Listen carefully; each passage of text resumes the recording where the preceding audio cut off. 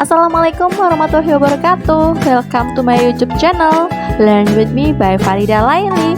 Salam kenal semuanya. Jangan lupa subscribe ya. Happy for watching. Yuk kita belajar materi Pranata Politik. Check this out. Halo teman-teman Tadris IPS dimanapun saudara berada.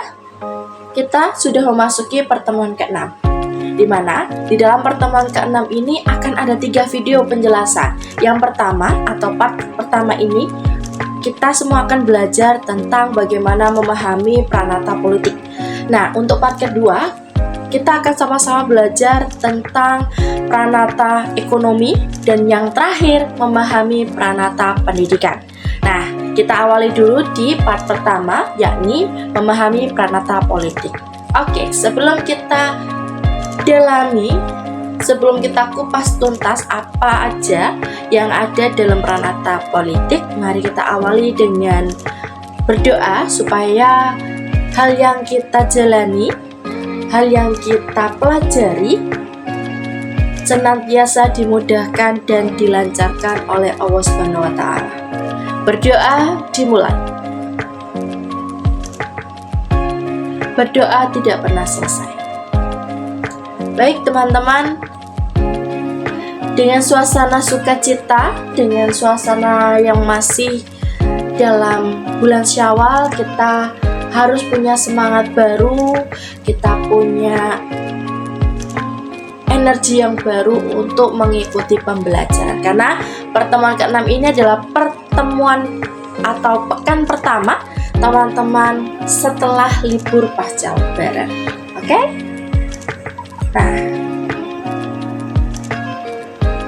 pertemuan ke-6 ini adalah kelanjutan dari sub CPMK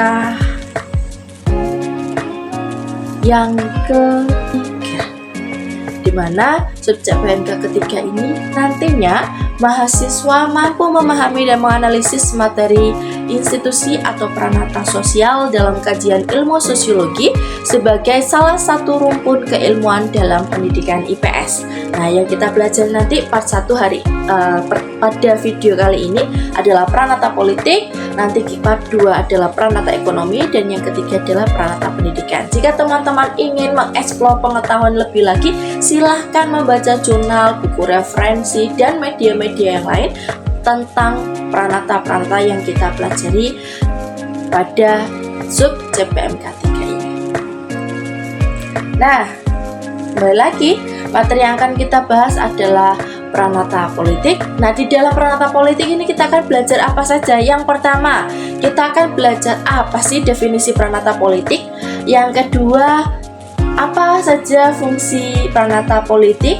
Kemudian, unsur-unsur pranata politik, bentuk pranata politik dalam konteks demokrasi, dan bagaimana dinamika dan tantangan dari pranata politik. Yuk kita langsung saja ke definisi pranata politik.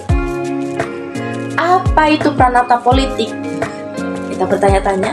Ya, pranata politik adalah suatu sistem norma dan nilai yang mengatur pelaksanaan kekuasaan dalam masyarakat, di mana hal ini mencakup mekanisme pengambilan keputusan, pembentukan kebijakan, serta pelaksanaan kekuasaan untuk mencapai tujuan bersama. Menurut para ahli, dalam hal ini ada Surjono Sukanto dan Gabriel Almond J. Bingham Powell. Surjono Sukanto menjelaskan bahwa pranata politik merupakan bentuk pranata sosial yang berkaitan dengan pelaksanaan kekuasaan dan pengambilan keputusan. Keputusan apa yang dimaksud? Ia adalah keputusan politik dalam masyarakat. Sedangkan Gabriel Almond J. Bingham Powell menjelaskan bahwa pranata politik adalah political institutions are stable, value, recurring behavior patterns in the political system. Fungsinya apa? Fungsi pranata politik memiliki peran penting dalam menjaga keteraturan sosial dan menjalankan kehidupan bernegara.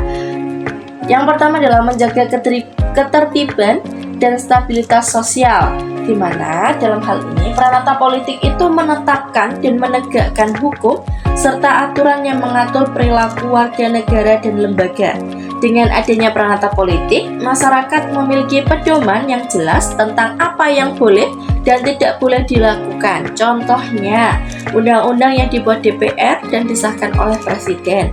Kemudian, penegakan hukum oleh lembaga yudikatif seperti Mahkamah Agung dan Kepolisian.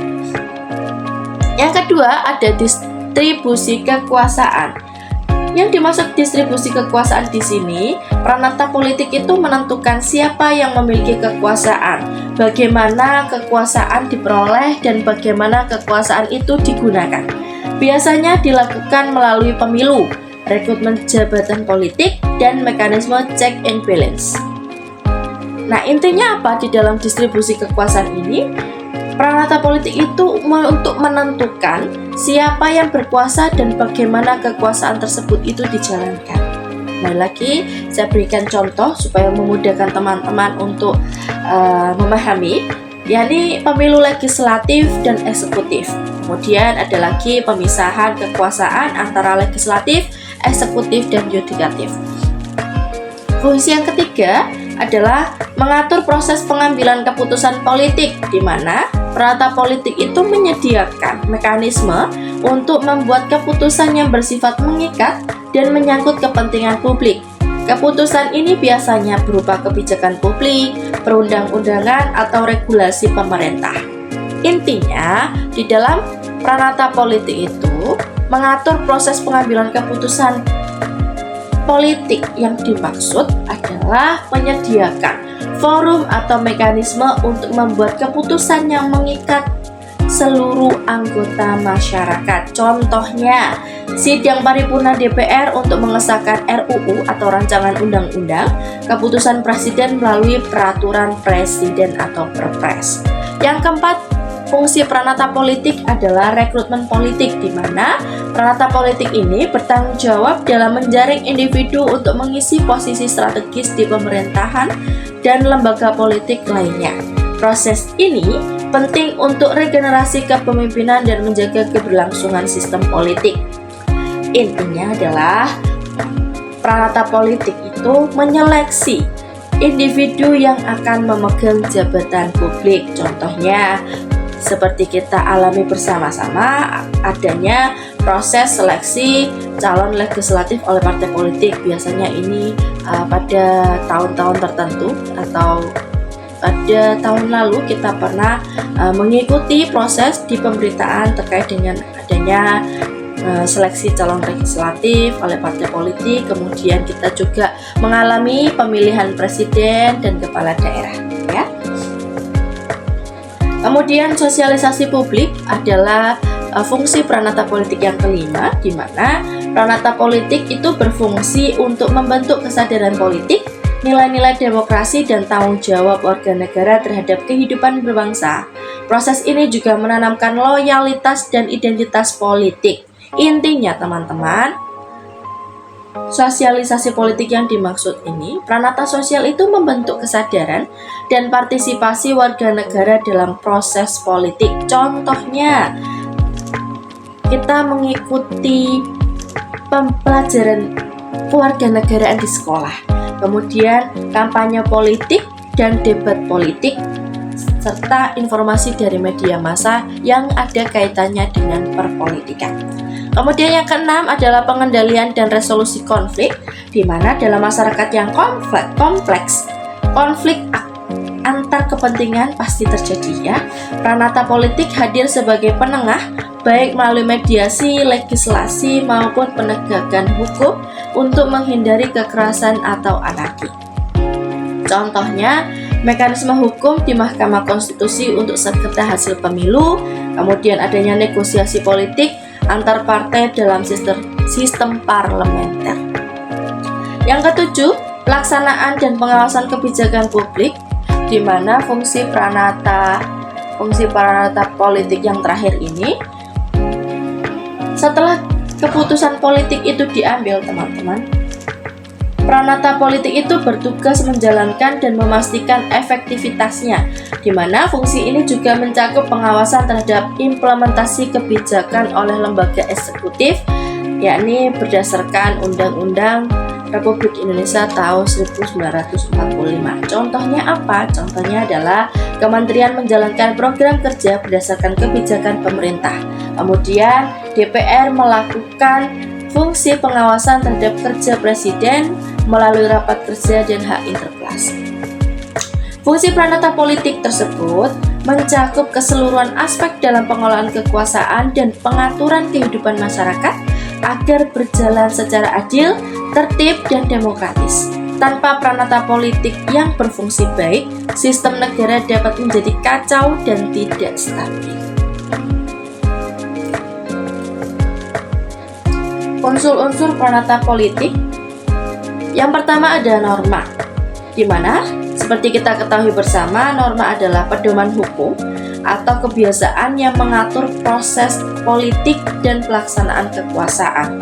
Fungsinya dari norma atau aturan ini adalah memberikan batasan terhadap tindakan lembaga dan individu politik dan menjamin adanya kepastian hukum serta prosedur yang adil dalam politik.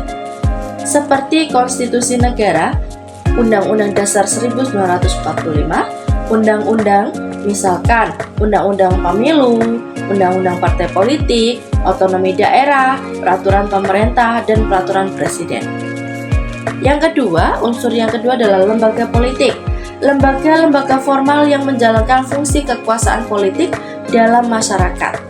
Fungsinya adalah menjalankan tugas eksekutif, legislatif, dan yudikatif. Yang kedua adalah menjadi pelaksana keputusan-keputusan politik. Nah, di sini legislatif yang dimaksud seperti kita pernah pelajari waktu di sekolah dulu, legislatif itu adalah anggota DPR dan DPD. Eksekutif meliputi Presiden, Gubernur, Bupati atau Wali Kota. Yudikatif adalah MA, MK, Komisi Yudisial, dan lembaga penunjang lain seperti partai politik, KPU, Bawaslu, Ombudsman, dan lain sebagainya. Yang ketiga, unsurnya adalah peran politik. Peran politik di sini adalah tindakan atau posisi yang dijalankan oleh individu dalam sistem politik sesuai fungsi dan kedudukannya. Fungsinya apa adanya peran politik ini? Fungsinya adalah untuk mengisi jabatan dan tanggung jawab dalam lembaga politik dan melaksanakan kegiatan politik sesuai tugasnya masing-masing. Nah, tugas-tugas yang dijalankan oleh individu dalam lembaga politik, misalnya anggota dewan, kepala negara, dan lain sebagainya. Contohnya, Presiden menjalankan kekuasaan eksekutif, kemudian anggota DPR menyusun dan mengesahkan undang-undang. Kemudian contoh yang lain adalah hakim konstitusi memutuskan perkara hukum ketatanegaraan. Yang keempat, alat kekuasaan.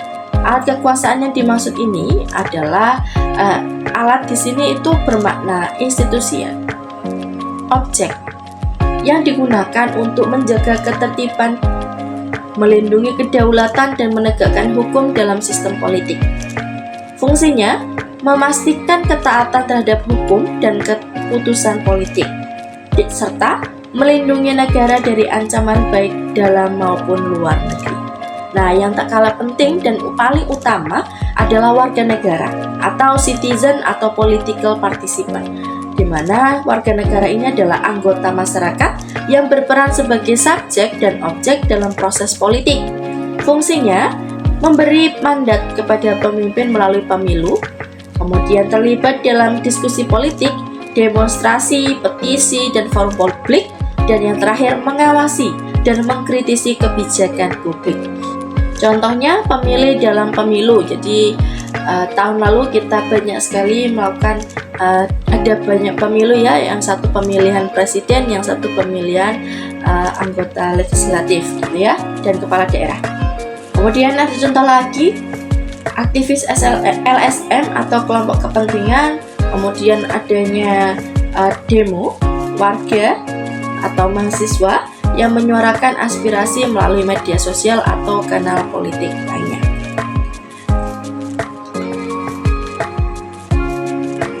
Selanjutnya, bentuk pranata politik. Bentuk pranata politik itu ada dua, yakni formal dan informal. Formal itu meliputi lembaga-lembaga yang diakui secara hukum seperti DPR, Presiden, Mahkamah Konstitusi. Sedangkan informal adalah organisasi atau kelompok yang memengaruhi politik tapi tidak memiliki legitimasi secara formal, seperti kelompok kepentingan, LSM, dan media massa. Pranata politik dalam konteks demokrasi sebagai negara yang demokrasi, Indonesia ini yang pertama harus adanya partisipasi rakyat. Melalui apa? Melalui pemilu dan hak suara. Yang kedua, akuntabilitas pemerintah terhadap publik. Dan yang ketiga, perlindungan hak asasi manusia. Terakhir, pemisahan kekuasaan untuk mencegah penyalahgunaan wewenang. Ini adanya fungsi checks and balance. Nah, kita mulai masuk pada dinamika dan tantangan. Kita awali terlebih dahulu dengan dinamika. Dinamika pranata politik yang pertama adalah perubahan sistem pemerintahan. Di mana di dalam perubahan sistem pemerintahan itu kita pernah masuk pada reformasi politik, dapat mengubah struktur kekuasaan dan mekanisme kerja lembaga negara. Nah, ini pernah terjadi pada saat reformasi tahun 1998 di Indonesia yang mengubah sistem otoriter menjadi demokrasi. Kemudian, yang kedua adalah globalisasi dan intervensi internasional. Dinamika yang muncul adalah meningkatnya pengaruh organisasi internasional dan perjanjian multilateral memengaruhi kebijakan politik dalam negeri. Contohnya adanya peran IMF, World Bank, dan PBB dalam kebijakan negara-negara yang berkembang. Yang ketiga, teknologi dan digitalisasi politik, di mana media sosial dan teknologi itu menciptakan arena politik baru yang disebut sebagai e-demokrasi, kampanye digital, dan cyber activism. Contohnya, baru-baru ini atau seringkali kita temui ya, adanya fenomena buzzer politik di Indonesia, kemudian pemilu yang dipengaruhi hoax dan disinformasi. Jadi pada saat itu banyak sekali informasi-informasi hoax yang beredar di masyarakat. Kemudian yang keempat, meningkatnya kesadaran publik, di mana warga negara itu semakin aktif mengawasi dan mengkritisi pemerintah. Ya, bisa kita lihat saat-saat ini, baru-baru ini itu ada aksi demonstrasi mahasiswa dan sipil terkait dengan undang-undang, di mana yang semula RUU TNI ya, RUU TNI kemudian diputuskan menjadi undang-undang TNI. Itu banyak demo dan menjadi isu yang kontroversi sekali. Yang terakhir adalah desentralisasi dan otonomi daerah.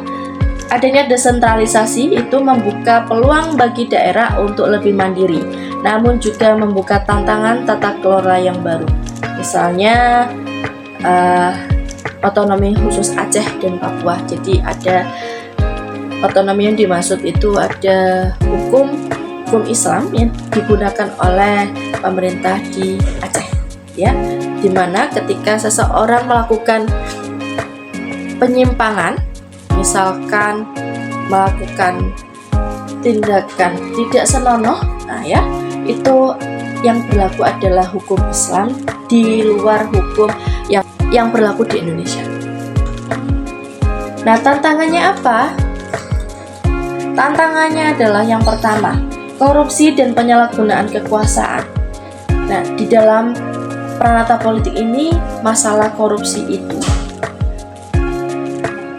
menjadi isu yang membuat lembaga politik itu menjadi area yang rawan korupsi karena lemahnya pengawasan dan moralitas aktor politiknya. Ya, akhir-akhir ini banyak sekali kita baca di media, lihat di konten-konten, kemudian berita online ya, terkait dengan kasus suap di DPR, OTT pejabat daerah oleh KPK, dan lain sebagainya. Itu adalah bukti di mana lemahnya pengawasan dan moralitas aktor politik itu. Kemudian hal yang paling sering kita jumpai ketika pemilu datang ya adalah politik uang atau money politik, di mana uang ini sering digunakan untuk membeli suara, memengaruhi keputusan politik, dan menjamin kekuasaan. Dampaknya apa?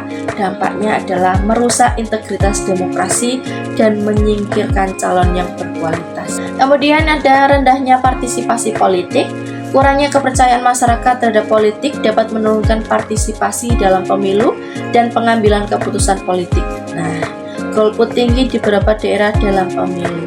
Nah, sebenarnya teman-teman, golput itu masuk pada kategori partisipasi politik juga.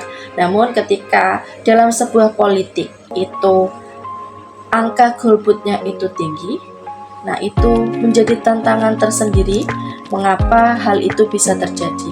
Tentunya perlu ada analisis politik ya yang menyebabkan masyarakat di daerah tersebut itu partisipasi politiknya rendah. Kemudian yang keempat, adanya polarisasi dan konflik sosial, adanya perbedaan pandangan politik yang tajam. Dalam hal ini adalah polarisasi itu. Jadi polarisasi itu adalah perbedaan pandangan politik yang sangat tajam. Bisa memicu perpecahan sosial. Contohnya, polarisasi antara pendukung capres tertentu di media sosial dan kehidupan nyata. Jadi tahun 2024 yang lalu kita melihat ya bagaimana hal ini terjadi. Ramai sekali pada saat itu. Kemudian yang kelima adalah disinformasi dan hoax politik, di mana informasi palsu dimanfaatkan untuk menyerang lawan politik dan membentuk opini publik secara manipulatif. Jadi contohnya hoax terhadap agama dan etnis menjelang pemilu. Jadi ada saja isu-isu yang dilemparkan kepada publik menjelang pemilu atau untuk menduduki jabatan-jabatan politik tertentu. Nah, ketimpangan akses kekuasaan, di mana masyarakat marginal sering kesulitan mengakses proses politik karena faktor ekonomi, pendidikan, atau diskriminasi. Contohnya, perempuan dan kelompok adat yang kurang terwakili di parlemen. Nah, itu kita bisa cek ya di parlemen sekarang berapa persen perempuan dan laki-laki yang menjabat di sana. Kemudian nomor 7, ketergantungan pada elit politik, di mana politik itu cenderung elitis. Kemudian partai dan jabatan publik sering dikuasai oleh kelompok atau keluarga tertentu. Nah, ini adalah referensi yang saya gunakan untuk menyusun materi. Terima kasih atas partisipasinya teman-teman, semoga bermanfaat.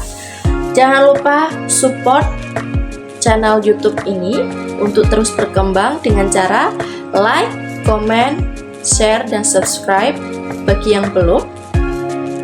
Saya akhiri, wassalamualaikum warahmatullahi wabarakatuh.